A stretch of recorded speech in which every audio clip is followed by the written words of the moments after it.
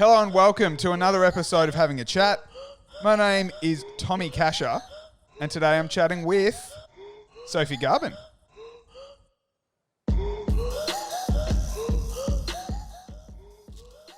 Sophie Garbin, all the way from your third Perth quarantine we've just discussed. How you going?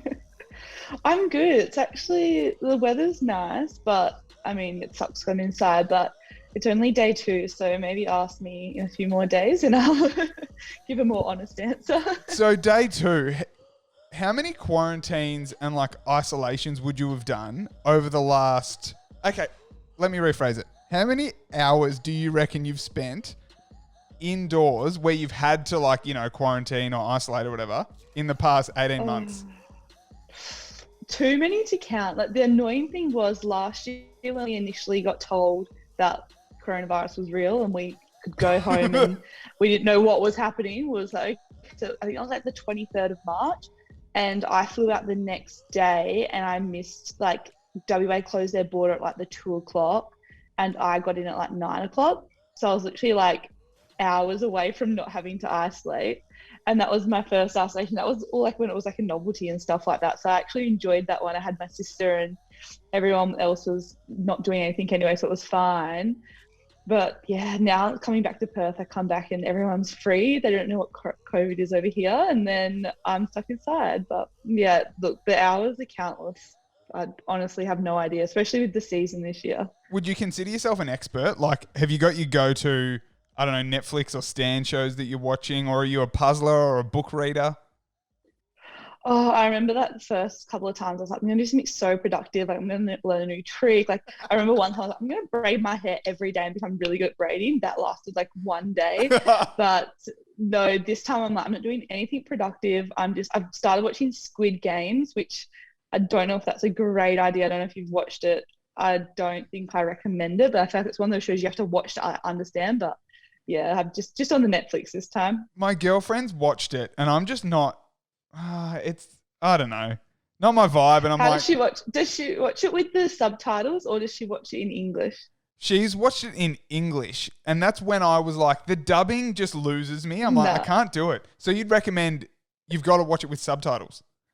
Yeah, definitely. Because I was watching it and I didn't realize at the start, and then I was like, "Wait, is my speaker broken?" And then I was like, "Oh." See, I can't do that where you're reading subtitles. I feel like I'm reading a book, and it's I want to mindlessly watch and not have to concentrate too hard. I want to look at my phone, and then when you read, you really can't miss anything. So, I mean, good on you for being switched on enough to be able to watch and read at the same time. Props to you. Thank you. Yeah. Well, that's my biggest thing when I watch a TV show. I normally would just put it on and scroll through TikTok for hours. So it's actually good because I actually watch this show. Yeah. So first question. We're already 3 minutes in. Haven't even asked my famous first question yet. But what'd you have for breakfast? This morning I just had oats. I haven't got mum to do my full shopping yet. She's my delivery driver at the moment. So just had some oats. But the best thing about isolation is that I get a coffee delivery every morning because mum's not working. So she'll go down and get my coffee for me every morning. So I'm making lockdown sound good. It's not good. Isolation isn't good. We shouldn't have to do it. But yeah, it's good to be home when mum's waiting on your hand and foot. So oats is a really common breakfast that a lot of the SSN players I've spoken to have. If you're going to treat yourself and you're not in training, what would a treat yourself breakfast for Sophie Garbin be? I treat myself anyway. Normally I'd get smashed avo on toast if I was going out for breakfast. Yeah. Or if there's corn fritters on the menu, I'd definitely go for them. Corn fritters, okay. Yeah. They're a classic. But yeah, I don't know. Yeah, probably something with smashed avo, something weird. I don't understand how some people go the really sweet breakfasts. You know, when you go out for brunch and there's waffles or chocolate pancakes and there's a million different sweets on it. It's 9 o'clock, 10 o'clock in the morning. Too sweet. That's Maddie Turner, but it's good because I'll get to have a little taste. I don't want the whole thing, but I want you to get it so I can see what it looks like and have a taste. So she'll often get the sweet breakfast and I get the benefit of that. That's really good, having housemates or partners that are really different. and you can just try a bit of their plate. That's a really good tip. So Yeah. you mentioned that you go for your mum's bringing you coffee every morning. What's your go-to? What kind of coffee drinker are you? Latte, cappuccino? I'm a classic, like basic girl at the moment, and I get the oat milk cappuccino. Oh, mate. What? I know, I know. Talk me through the oat milk. Why?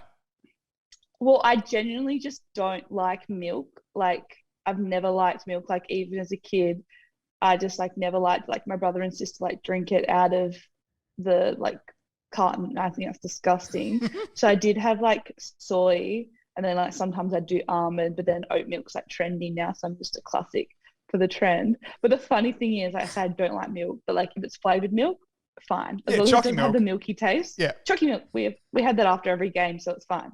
Chalky milk, it's fine, but plain milk, ugh. Especially Okay. when it's heated. What about, have you tried a piccolo?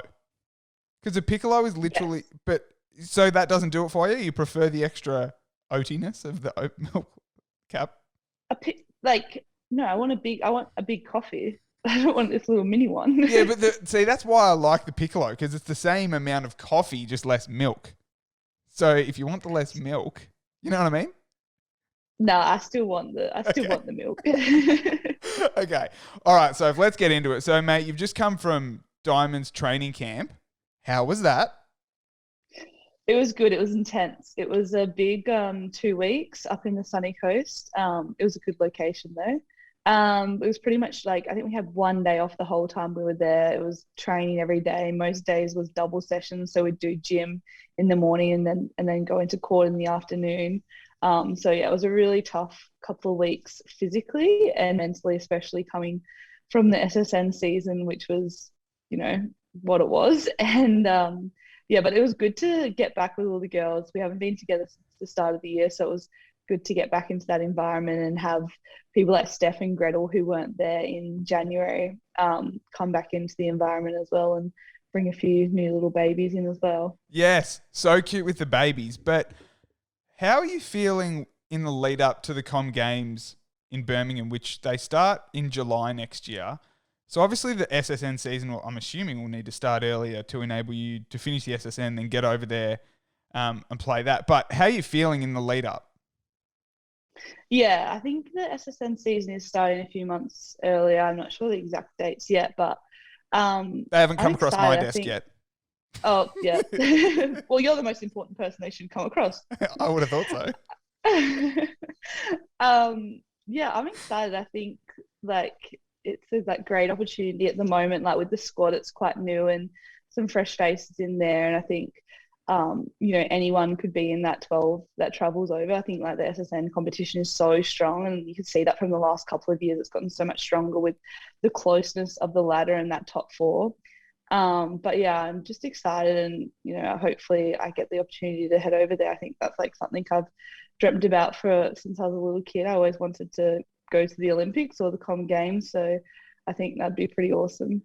How are you feeling with the fact that you mentioned there's been no international netball for you Aussie girls since March? In the Consolation Cup, you were over in New Zealand. Is that an issue? I mean, obviously it's not ideal, right? You were meant to play now, but then it got COVIDed out. Yeah. Well, I think it is like obviously it's an issue that we haven't played international netball, and we're going to go to like a major tournament, not having played as much as other countries. But I think we're just lucky in Australia that we do have the best league in the world, and we are still playing against these opponents. You know, every week we've got the international players in our league, and we're playing against them at training. So it's not like we're lacking the you know, competition and the, you know, hardness of it. I think I was speaking to a few of the girls about the competition and the setup and stuff like that, and I was saying like some days you're playing countries where you're scoring 100 goals and they're scoring 20 kind of thing, and then you've got to like do that for a few days, and then you're going and you're playing New Zealand and England and South Africa and Jamaica, who are really hard. So it's not like you're playing an SSN game for every single day. So Okay. I think, yeah, I think it's definitely an issue that we're not playing, but hopefully, I think they're trying to get some series happening before that, so we will get an opportunity. What was the vibe in the camp when you all realised that you weren't about to play New Zealand and England? Yeah, I feel like everyone's just adjusted to the disappointment of not playing internationally and just the season being so unknown. Everyone's just used to things being cancelled or pushed back or changed or isolation and all that. So obviously we were pretty devastated when we found out, but I just thought towards the end of it, all of us were thinking it was just getting way too hard. Borders were closing, borders were open, there was isolation happening and stuff like that and exemptions. And I think from the SSN season, we all know when people say we've got exemptions, it's often not true. So Yeah. I think people were, kind of ready for it to be, not go through. But yeah, it was obviously when we actually got told, I think it hit a few of us and it was quite disappointing, especially girls that had quarantined to come back to Perth like Sunday and Jess, and then also girls that had stayed in Queensland waiting around for this series after a really tough SSN season. So I think a lot of disappointment, but I think we still got what we needed out of the camp. So something that I want to touch on in the camp, obviously the rules that you play in SSN are different to international netball, which clearly is a topic of conversation amongst people. As someone who those rules affect greatly in terms of the 2-point super shot, and also the no timeouts, when you get into Diamonds camp, is there a major focus on those things? Oh shit, No. that was such a badly worded question, but you know what I mean. No, I get what I mean. No, there's no, I think the super shot I just think it's like irrelevant because people like in international netball, it's kind of like a bonus. It's not like you're coming from a season of not playing a super shot and then it's like, okay, you've got to go to international and now there's a super shot. I think that would be more of an issue if we had to adjust to shooting them. But going the other way isn't too bad. Going the other way, yeah, isn't as bad. But I think the timeouts is obviously something a lot different, and a few of the other girls made like comment about it. I mean, I would play mostly goal shooter and goal attack, so I mean, not as bad, not doing as much work, but no, I think the timeouts is definitely an issue, not an issue, but something that was spoken about a little bit, but not a massive emphasis on it. And I think the way that we like the Australian way that we play is so, hard and repeated efforts and stuff like that, that we are used to, we have to be pretty fit anyway to play how we normally play. So I think, it was definitely something that we talked about. And from our Constellation Cup at the start of the year, something that we did focus on was that we had really good starts to most of those games, and then we dropped off towards the end of the game. So I think that's something that we're aware of and we're trying to work on. Is one of the things that comes out of the no timeouts the momentum, like the swings during quarters and being able to assess it and then try and arrest momentum back to your way? And I guess without a timeout, you have to learn how to do it in game. Is that one of the things that you need to develop? Yeah, I think definitely. I think especially with the new group and new leadership and stuff like that, people coming in and being able to communicate in the moment on court and come together within your units to make those adjustments as well. I think we saw at the Constellation Cup, New Zealand use the not rolling sub injury timeout quite a bit. So I think Stacey might look to explore that in future international games with stuff like that. But I think, it's something that we definitely spoke about, that momentum and how do we address things in the moment and not wait till quarter time. So if we've touched on the Diamonds, which is where you've come from, but now we get to, I guess, the conversation that not everyone is really, well, not that they're not interested, but you know what I mean. The big move. Let's talk about the big move, mate. So exciting. Now, first question is, how did it all come about? Because I guess looking from the outside, the Swifts seem to have such a tight group. And you are one of the integral parts of, were one of the integral parts of that team. You lived with a few of the girls. Can you just tell us where your thoughts started? It's all a lie. The Swifts suck. They're a really bad team, and what you see is not what you actually get. No, no, it's exactly what you see, and we are such a tight knit group. But yeah, it was obviously. Sorry, my dog's barking. Nice tell it. Oh no, Sophie's dog wasn't happy with the comments about the Swifts. Sorry about that. No, all good, mate. Yeah, it was obviously a tough decision and something that I'd kind of had a few conversations to a few people about possibly exploring other options. Obviously, like I'd love the Swifts and I love the environment and everyone about it. I love Bryony. I love it. It's no lie. Yeah. There's no secret about that. But I just think for me, I wanted to go somewhere where I thought there might be more opportunity to get on court and, play more of a dominant role out there. And, I think with Helen and Sam, they're such great shooters, and I just didn't think there was much more opportunity than I was getting to get out on court. And I think for me, I just wanted a bit of a change as well. Yeah. You mentioned something that I find so fascinating about elite sport is how close you are, and you're all mates, right? But is there part of you that is jealous or annoyed that you want more court time than them? But at the end of the day, they're your mates. But as an athlete, you want to go out there and perform. So it's this weird kind of like feeling that you have that you want to get more court time, but then they're your mates, so you don't want them to miss out either. Yeah, it's hard. I don't think it's ever awkward though. Like it's not ever about that. And I think, I don't know, it could be in other teams, but I think because we're just so like driven and we're so focused on winning the task at hand. And I think, I don't think it was ever awkward or anything like that. And it's like Helen and Sam are, some of the closest girls some of the girls that I'm closest to in the Swifts environment. So, obviously it's that hard because you're fighting to get on court, but it's not like you're fighting that person. You're kind of, fighting yourself. Yep. And I guess for that bib and that position rather than the actual person. So down to Collingwood, Gabby Sinclair and Shimona.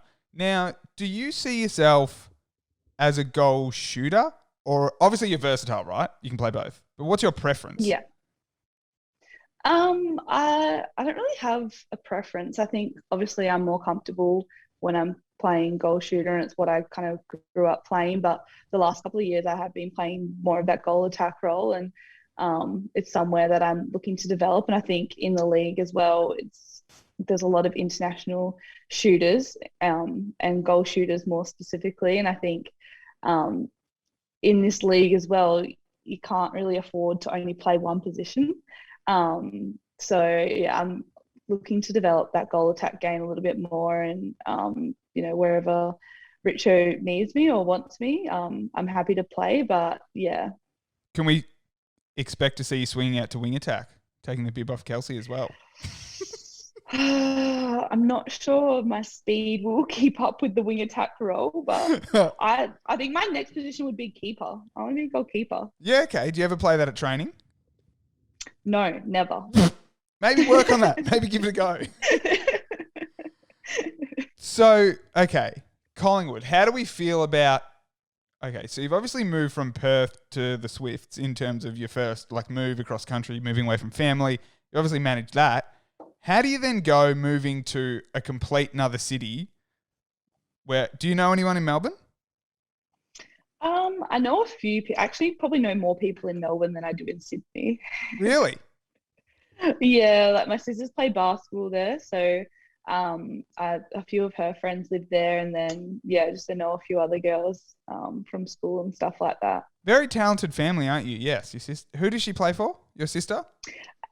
She plays for the Opals, so the Australian team. Yep, that's pretty but good. she's playing for the Perth Lynx, so she's actually in isolation at the moment, but in Adelaide in hotel quarantine because they've just come back from a series in Asia. So. Did you ever think about going down the basketball path? Or did she ever think about going down the netball path?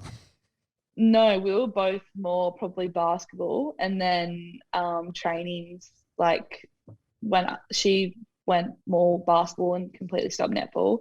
And then I was kind of playing both, and then trainings like clashed, and then I had to choose one, and I had more friends in netball, so I stayed with netball. Okay. Actually, so going back to talking about the international shooters mainly across SSN, how do you feel about where Super Netball is at the moment? Like, would you like to see another team added? Would you like to see squad sizes get bigger? Obviously, it's a tough time for everyone with the contracting period. Like, you've got fantastic stories like you, someone who's moving to a new club for more opportunity. But then on the flip side, there's also players who miss out and don't get a contract. Do you think there's enough talent in the Australian pathways to either A, extend squads, or B, another team?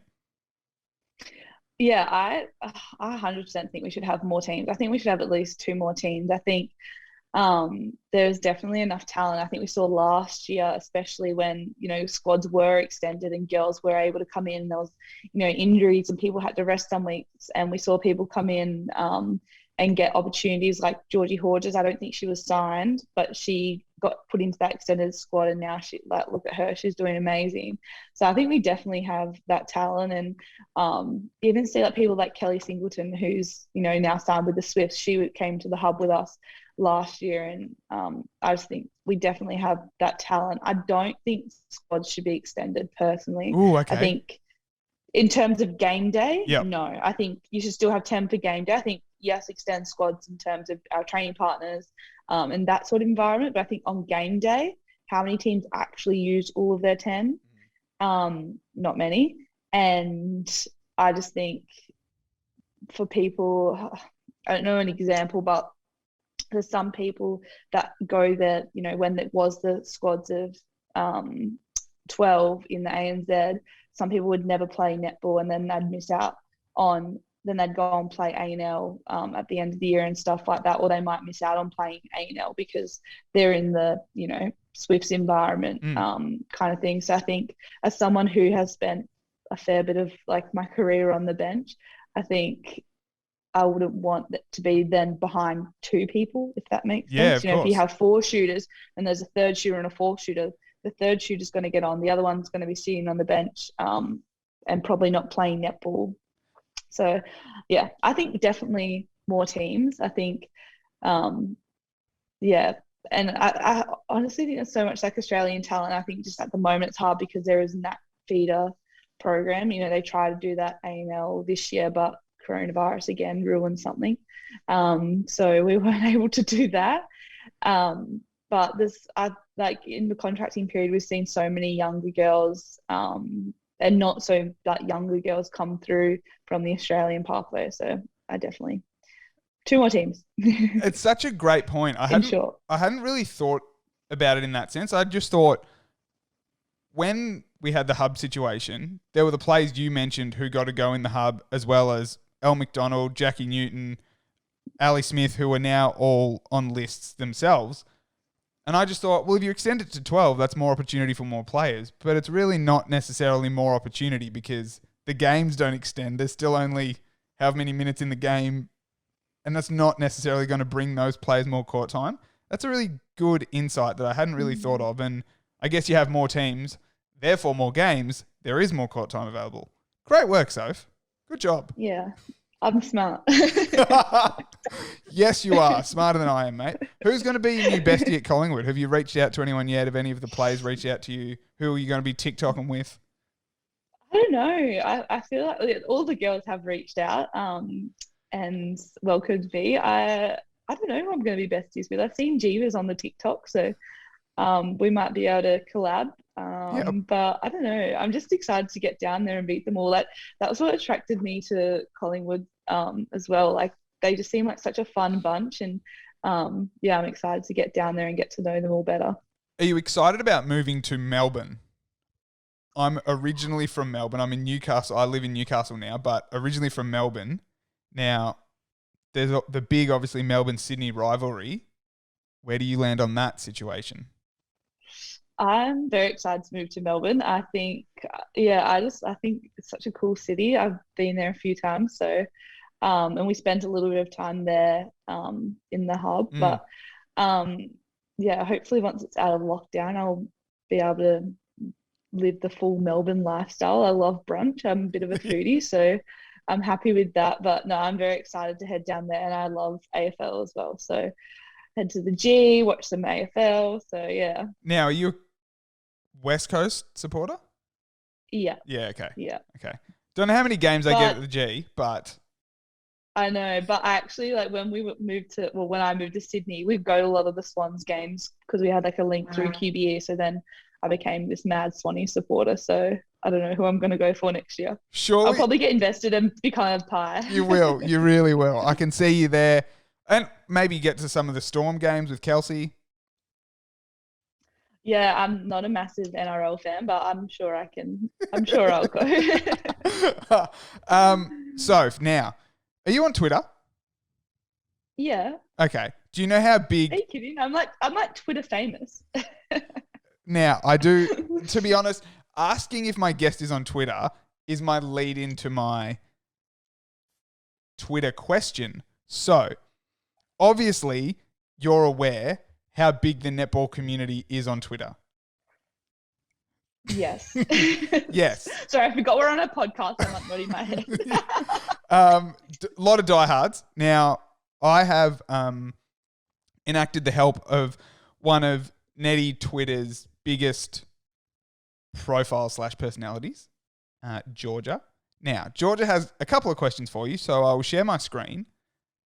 Hi Tommy, hi Sophie, thank you so much for having me on the pod. Sophie, my question is for you today. Now that you're not on the same team as Maddie Proud, is the trash talking and sledging on court going to only get more intense? Ooh, tough question. Oh, that's an easy question. Of course. Of course it will get more intense and I can actually say stuff to her now. I know all her weaknesses now, so I can just get inside her head easy. That's true. And you both have actually had a bit of banter on Twitter already, haven't you? Yeah, we love the bants. Love the bants. Okay, now let's get to the second one.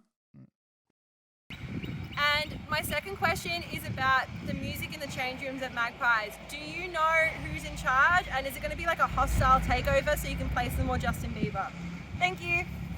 Very, very relevant and topical question that I know a lot of Nettie Twitter want to find out. I know. Well, I'm going to have some discussions.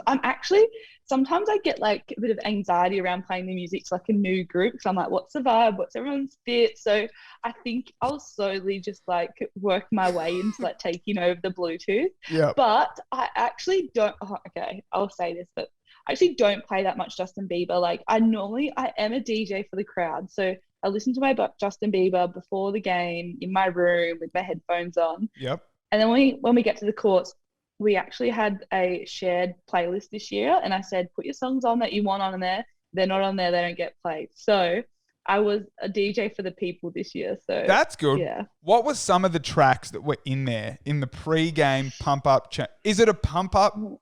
Is it like a pump-up playlist, or is it just a nice background? It is a pump-up playlist. There was one song in there that we had to delete because it was the GWS Giants song. Who put that in there? That's cheeky. We love that song. We love the song. It's so good. It's a good song. Okay. It's actually a public playlist. I was about to say. I know, but I need to make it private because someone randomly went in there because like anyone can add songs to it because like a shared one. Oh. And someone's gone in there and then added songs to it. Okay. It's a very random playlist. So like there's some Justin Bieber that's added by Maddie Proud, but like Baseline Junkie, not for people under the age of 18, please. But then like Dizzy Rascal, Dance With Me, bit of Kanye West, some Nicki Minaj. But then there is, Justin Bieber. We are suckers. There was a few suckers for Disney. So that's not pump up pre-game though, is it? No, it is. So we've got The Lion King, I Just Can't Wait to Be King. Okay, yep. That would get played like definitely every game. And then just lots of random stuff in there. Bit of Harry Styles. But, go check it out.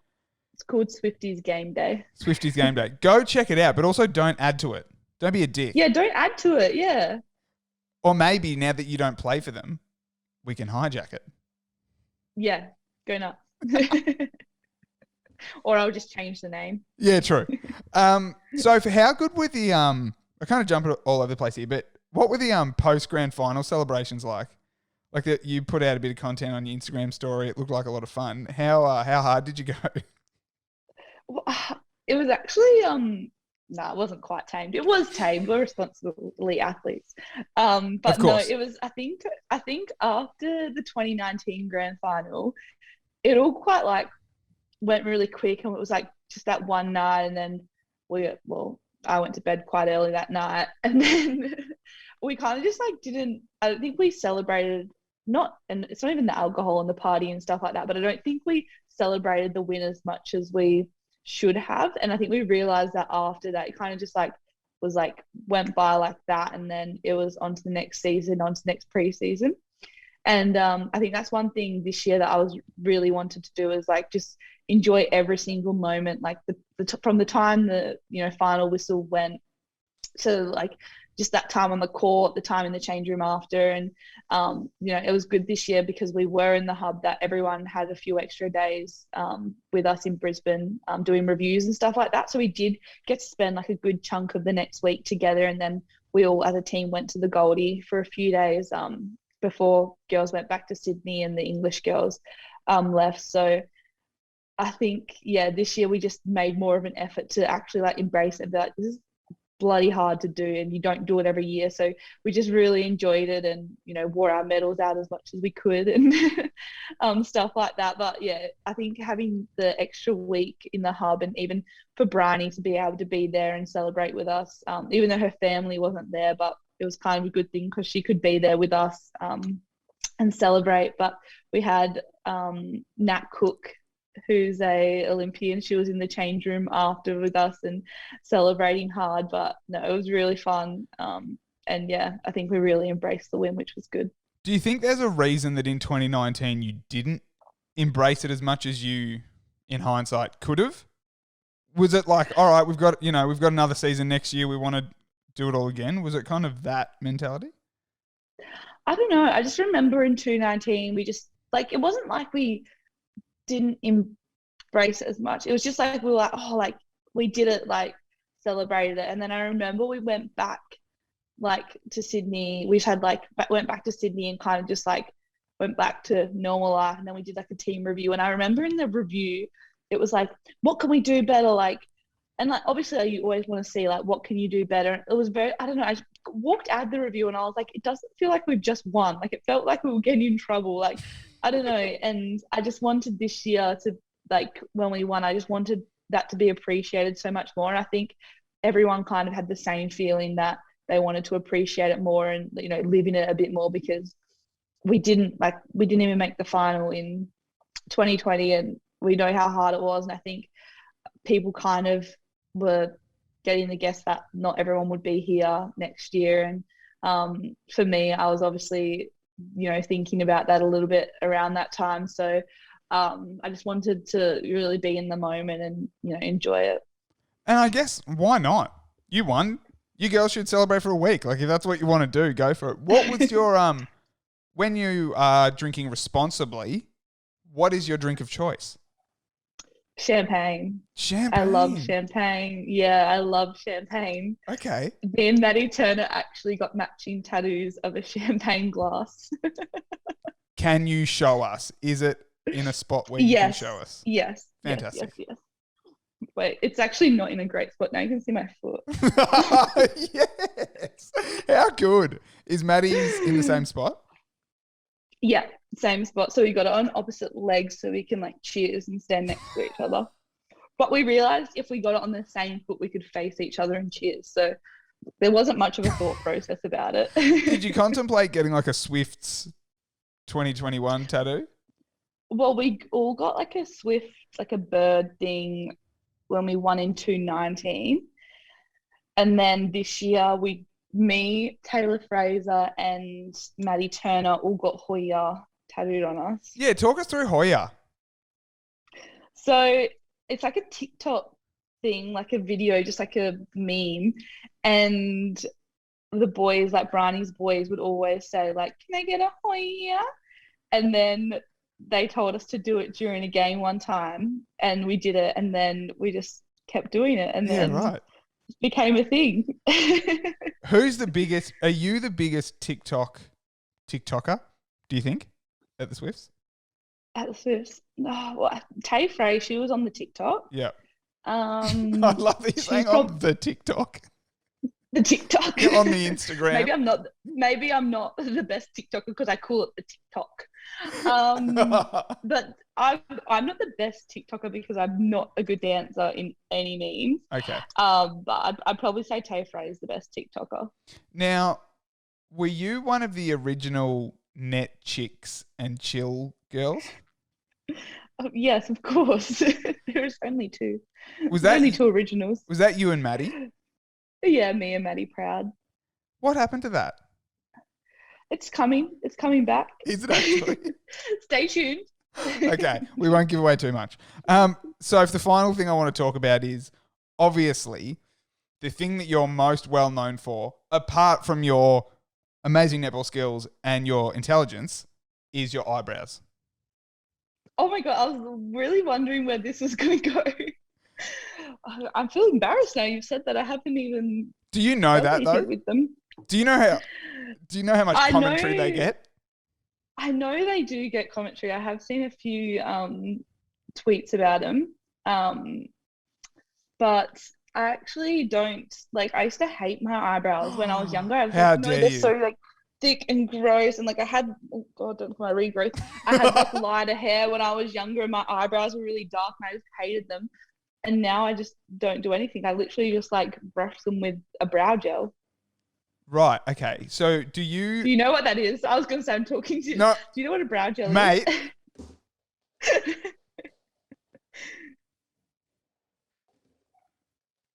My first question was going to be, so I use this, Bold by Bloom. My first question was going to be, do you get them threaded or waxed? Threaded. See, I used to get them threaded and now I get them waxed, but I use, Bold, little cream brush. Like, I put effort into these, mate. That is so good. You could be the new brow queen. I'd like to think so. Like, I put in effort. I mean, I'm the only guy that I know that gets them threaded and or waxed, but I do get compliments on them. So that's why I wanted to talk to you about yours and know your routine. No, I think that's great. I think I used to pluck my ex-boyfriend's eyebrows, like the monobrow, because I'm just not about the monobrow. But I think you are not the only man you know. I think they just don't admit to it. Yeah, see, but I guess I'm happy copping a bit of shit because when you tell people, they're like, oh, guys don't do that. It's like, well, 2021, guys can do whatever they want. And to be fair, they're a conversation starter.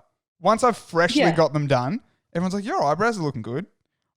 Eyebrows are the window to the soul, Soph. That's what they say. They are. They're the shape to the face. They're everything. I'm so glad we could bond over eyebrows. It's bloody great.